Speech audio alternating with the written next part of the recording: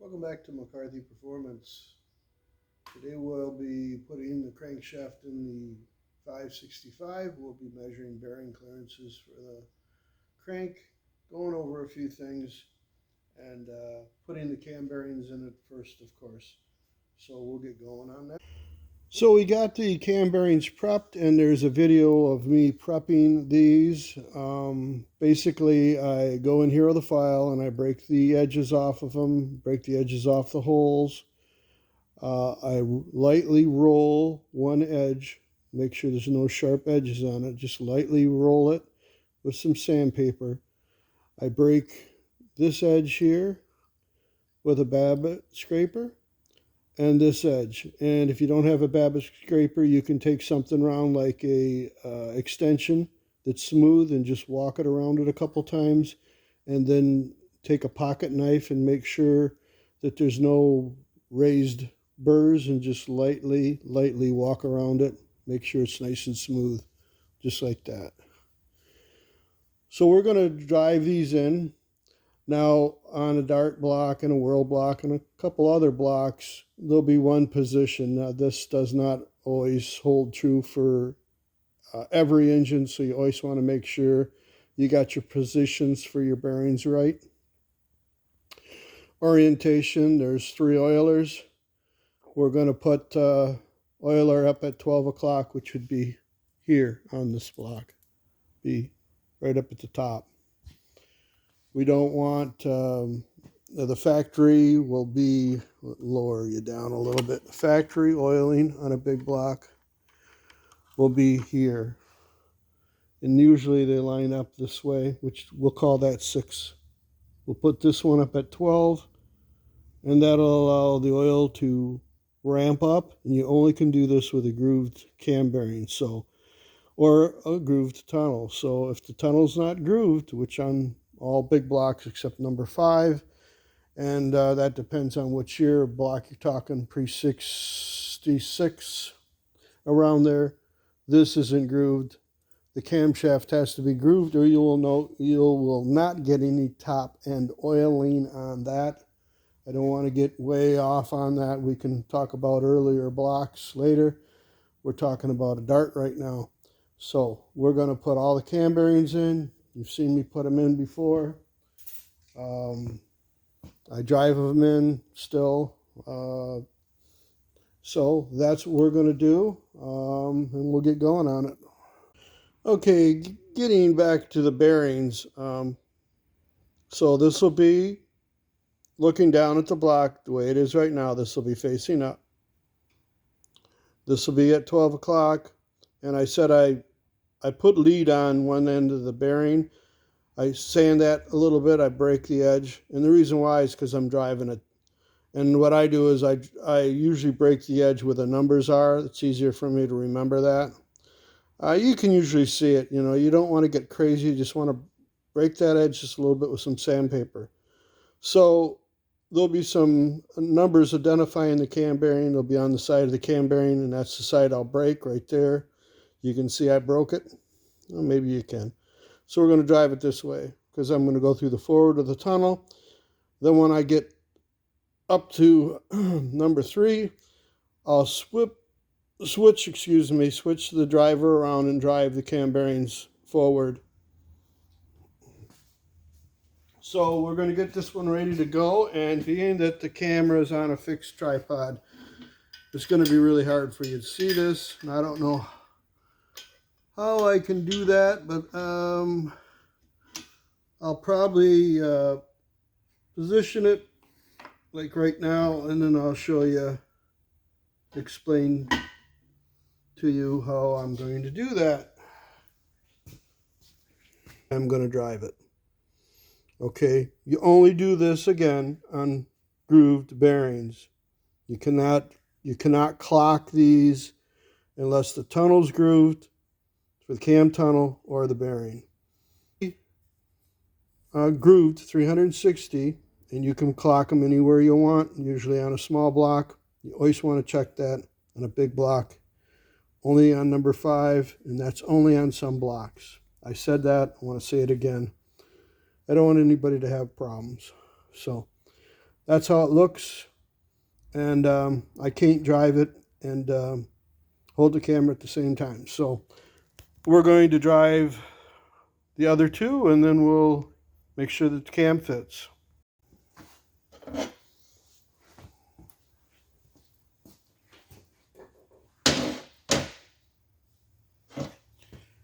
Okay, we got it lined up. I always push on the rod for the driver. You don't want it banging back and forth on the bushing, or I'm sorry, the cam bearing.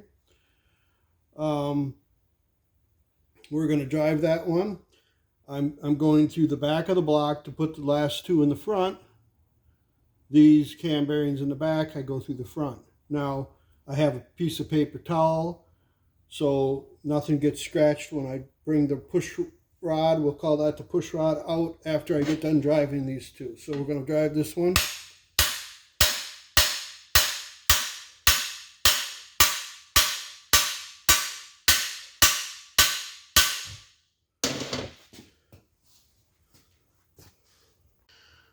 Okay, we've got the cam that the customer supplied. It's in the block. It turns really nice, and we're pretty good on that. So we'll be putting the back cam plug in the block.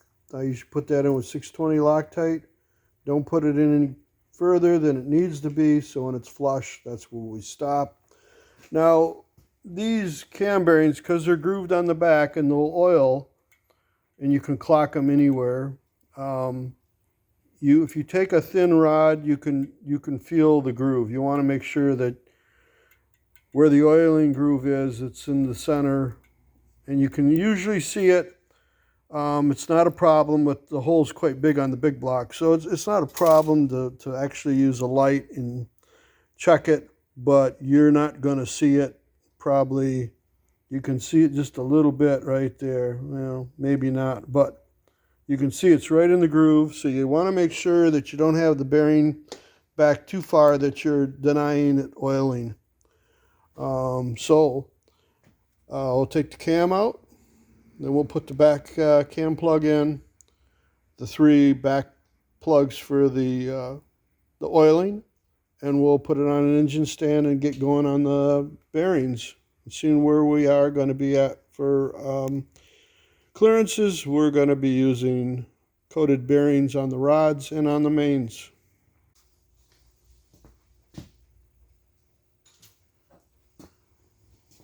I have a big socket here I'm going to use for a driver. Here's the back cam plug. We're going to wipe it down with lacquer thinner. Make sure it's good and clean.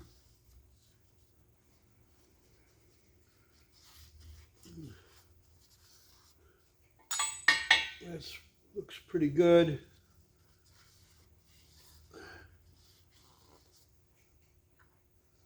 I'm going to rub the plug down, make sure I don't have no grease or nothing on it.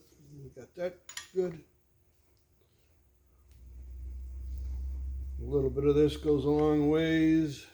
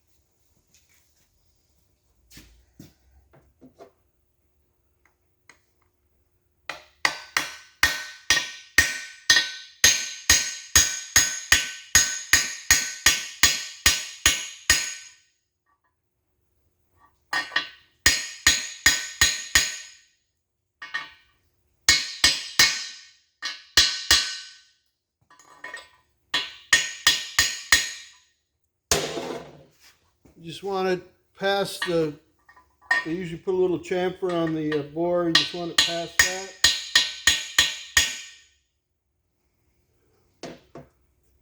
Looks pretty square.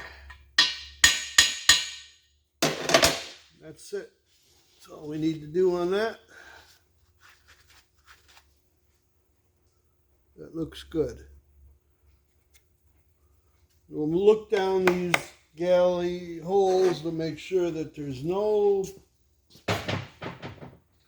foreign material in there. We brushed them out about 6 times already, but still don't hurt. Check everything. Make sure everything looks good. We'll put the back plugs in. We'll put her up on the engine stand. And then that'll be the next procedure. Will be bearings.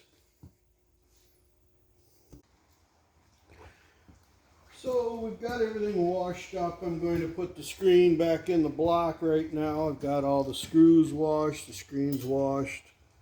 So we're going to put that in next.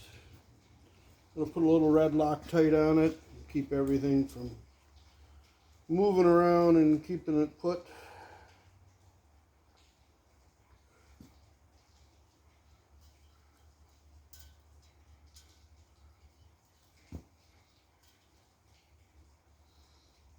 Give these a little dab here, probably a little overkill, but you don't want them coming loose. Yeah, there we go.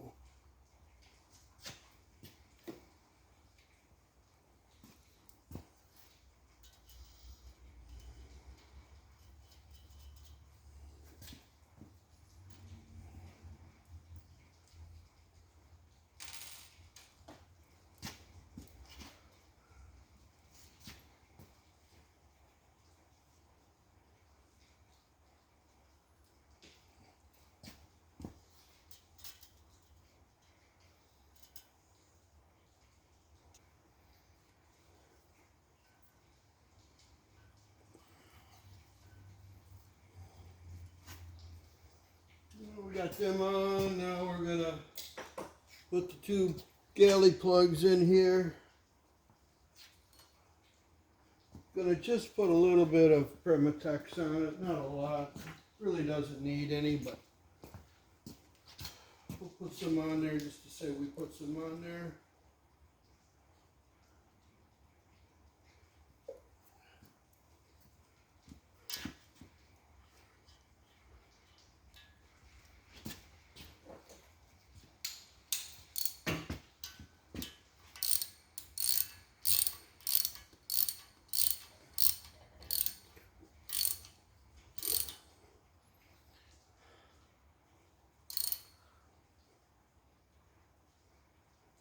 Okay, that's good.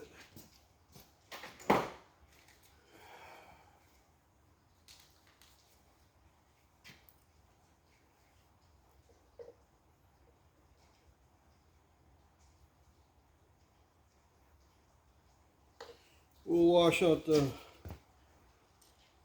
galley plugs or galleys and make sure that there's nothing metal or anything that came off the plugs when we tightened them up. Blow them back out again, and then we'll start working on the bearings for clearance.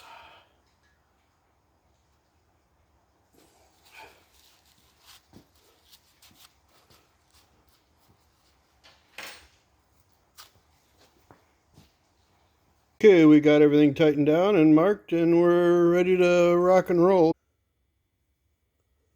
We're going to record the sizes of the crank so I can set my micrometer and set my dial bore gauge off my micrometer.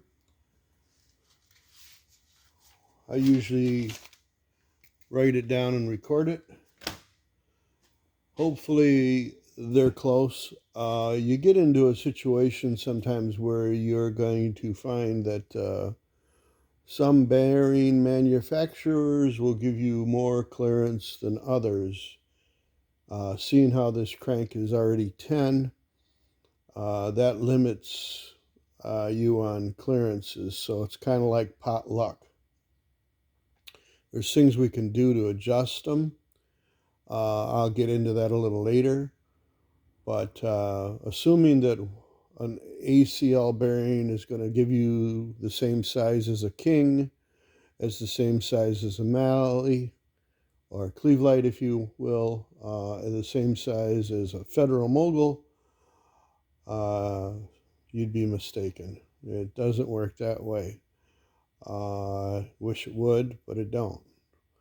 So we have some coated bearings that I'm hoping that I can use, but there's not necessarily a guarantee on that. And if we don't get the clearances that I want, then I'll use another set. We have some cal-coated bearings here, we have some Kings here, and we have some ACLs here. So hopefully we're going to get somewhere in the neighborhood of clearances I want to run.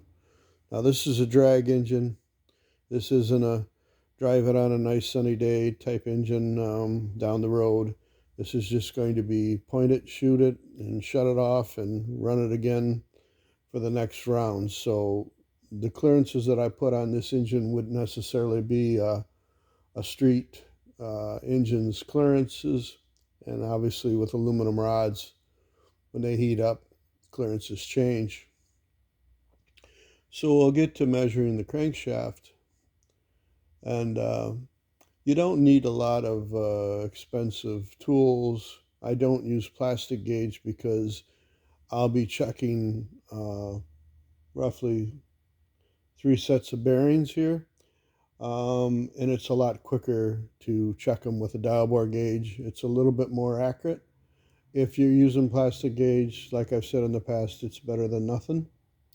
But when we're splitting bearings and we're juggling bearings around and checking measurements kind of on the fly, to pull the crank in and out to swap out bearings, that gets old fast, especially these cranks are, well, as you get older, they seem to get a lot heavier, and big block crankshafts aren't very light, so I don't like picking them up too many times if I don't have to.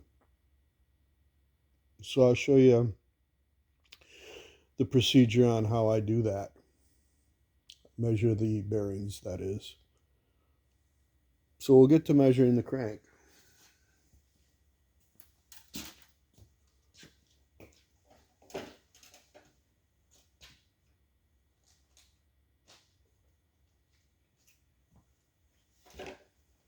You should start on the bottom, number 5. Make sure there's nothing on it. Helps if it's relatively at room temperature. You don't want it too cold, and you don't want to leave it out in the sun either. I've measured enough of them that I do this kind of by feel. There's a ratchet on the end of the mic. I don't normally use that, but if you're just starting out, you can. I just walk the mic back and forth.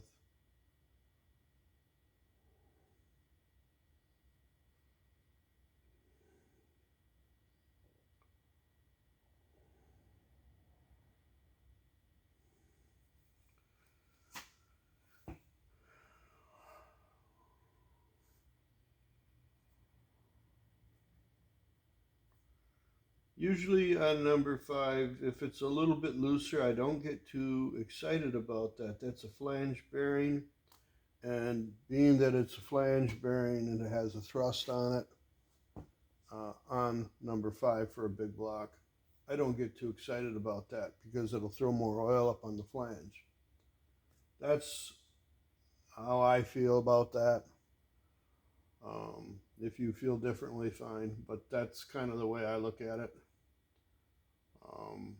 If it's a little bit smaller, I don't get too excited because it's got to pass across the flange face, and even though there's end play, and we can get into my thoughts on end play on crankshafts and on that particular thrust bearing, what clearance should be on there. But I've seen guys get murdered on YouTube and Facebook, and I just don't really care to get involved in all that drama. I know what works for me. I will say that more is better than less, and we'll leave it at that. You can kind of probably read between the lines and figure out what I'm trying to say. Maybe not, but like I said, I'm not going to get into it. I'm probably not going to tell you what the clearances are on some of this stuff because just of that nature. I don't mind helping, but I don't really want to have debates on some of this stuff. I've done it long enough that my way works for me, and I just don't want to have any kind of heated discussions because I can be a fairly decent guy, but when you start calling me an idiot online, I'm probably not going to tolerate too much of that. Yeah.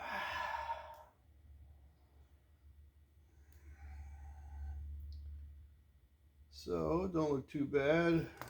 It's consistent. We're 4/10 larger on everything, but the thrust is 4/10 under on the rear position 5. It feels pretty good. Oh boy, she sure is an old beat up crank. I tell you what. Would have been nicer if he could have came up with a little bit better crank, but I guess, that's a discussion for another day because it just didn't seem to matter much to him. He must have thought this was a real good deal. So it ain't broken half, and it's somewhat round, so we're going to run it. But used parts can go either way. You can get some used parts that are like new, and you can save a few bucks on them, or you can get some used parts that are just plain used. And this crank has most certainly seen better days, but it will work, and it doesn't know that it's seen better days. I guess these counterweights are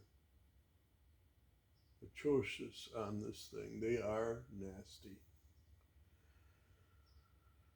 Well, position number 1 were 3/10 smaller than the rest of them, and that's okay. There's going to be a blower belt hanging off the end of the crank. It probably going to hurt for that one to be a little bit looser. We'll check the journal sizes now. I measure them. I write them down as 1, 2, 3, 4, and then I measure 2 positions here and here to check for taper, and I write it down. Chances are you're not going to be able to adjust it, and if it's that bad, it probably needs to be ground. But that's how you normally check them. I just sneak the mic across it like that, and I know that's probably not the way some guys do it, but I mean, if I can't slide it through there like that, then obviously it's got too much taper, or I'm not trying to jam it in there. I'm just trying to slide it across, and this looks pretty good. Yeah, with no taper to see, anyways. Of course, you don't want to hit any oiling holes.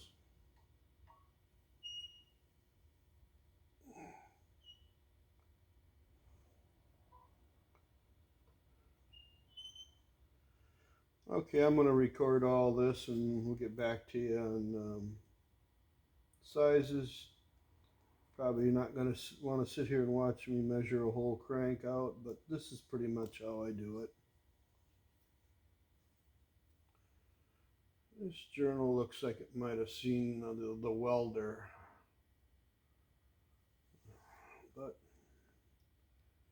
so far it's pretty good on size. So I mentioned about plastic gauge, and I use Sonnen dial bore gauges, but these imports work fine if you're not doing it all the time. And you can buy 3-4 of these easily before you could purchase a used Sonnen dial bore gauge online. Now the Sonnen has a little bit more robust head down here, so I kind of like them, but this is a backup for me. I go from like 900 down to 7, I believe, with my Sonnen, but I have a dead spot. So my other gauges pick up at, I believe, 2. So this kind of covers the gray area. Every once in a while I need it. I use it because that's a dimension size that I don't normally get into a lot, but I have one here and it works just fine for that. And mics, they're the same way. Now these are very old. Now this one here was my grandpa's when he worked at Chevrolet. My grandpa would be over 100 years old because my dad would be about 90 right now. And it works fine. I use it every single damn day. And I cleaned it with gun oil, and it works fine. Here's another one. This one's probably as old, but this one's like brand new. You can find these. A lot of times you'll see them on Marketplace. People don't know or appreciate these old tools, and they give them away. You can find them on eBay too. I have a Mitsutoya that I use every day, but there's nothing wrong with these. And I keep them as backups. Now the 1-inch one I don't. I use that all the time. But the bigger ones, if I have a problem with my Mitsutoya or I don't think it's reading accurate, of course I got precision blocks to check them. And I've got standards to check these. And usually I check them with the standard, and then sometimes I'll check them with like a half of whatever the standard was. So if it was like a 1-inch standard, for this to check it at 1 inch, I would check it at 500, which would be a ½ inch, just to see how close it is on the spool. So I've got the bearing setting in here. I want to use the coated bearings, so we're gonna go with the coated bearings first. I'm going to check position 1 just really quick, just to see where we're at, and if we're way out to lunch, then I'm gonna grab a I guess my plan B bearing, but this is plan A bearing, if you will. It's coated. That's what I'd like to run on it, but if we get into a situation where I don't get the clearance I want, then I've got some ACLs here, and I've got some Kings here. So hopefully, getting back to it, normally what we would have done is we would have put the bearings all in the engine, and we would have torqued the caps, and then would have measured the bearing, and then we would have had the crank ground for that size, minus whatever clearance I wanted to put on the crank, and I would have sent it out and had it ground. But seeing how the crank's already ground, there's not a whole lot you can do about it. And you used to be able to get a 11 and a 10, and you could juggle them, but they're getting harder to find like that. And coated bearings are, these happen to be Clevelite / Molly, whatever you want to call them. I've had really good luck with them, and I've had some pretty bad luck with them. They seem to have some taper in them, so putting them in there and expecting to see some taper, I'm not going to be surprised.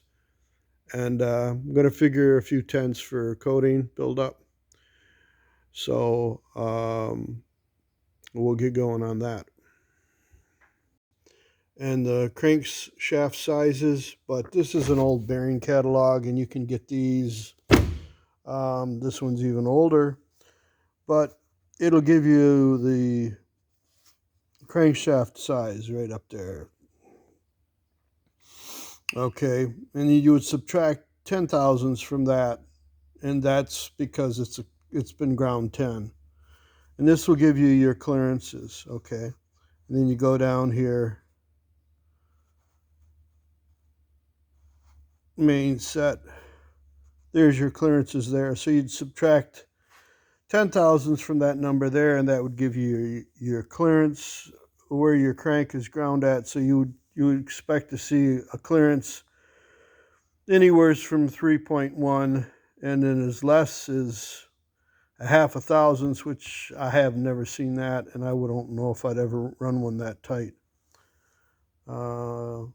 Anyhow, so what we know from these measurements after writing down the crankshaft sizes, we know that we're 6/10 under on the rods, and we're 5 under on the mains on the low limit. So what that's going to do is that's going to give us extra clearance.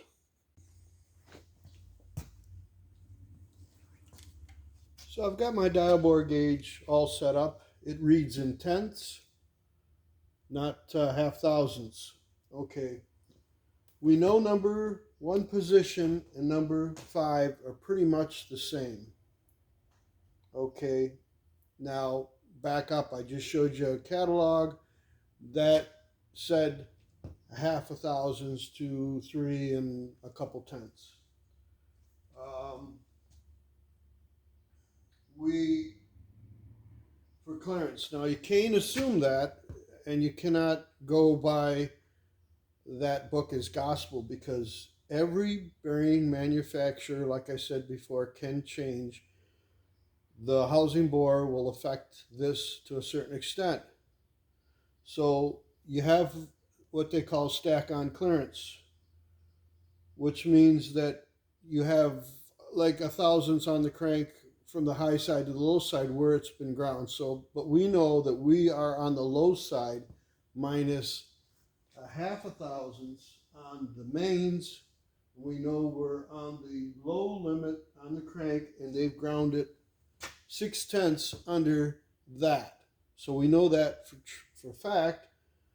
Now what we're doing is we're checking the bearing clearance. Don't do that. We're checking the bearing clearance for oil clearance, I should say. We're checking it for clearance for the oil. And we're going to check it right now. This one is where I want to see it. It's fine. The back one, I expect to see a little bit more on it, because a lot of times some bearing manufacturers, sometimes the rear flange can be a little bit different than the standard bearings from number 1 to 4. And I told you I wasn't going to get into clearances, but I'll give you an idea. This is 3 2/10 on the back one.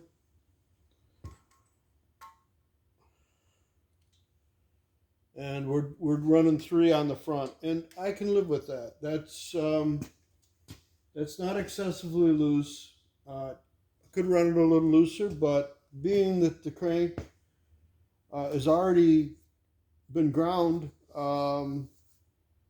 that's going to be fine. Now, if you subtracted that, they've ground already 5/10 under. So if you were to add 5/10 to that, you'd be at 2.5, which would still be okay. But a lot of race cranks are usually ground undersize on purpose for more oil clearance.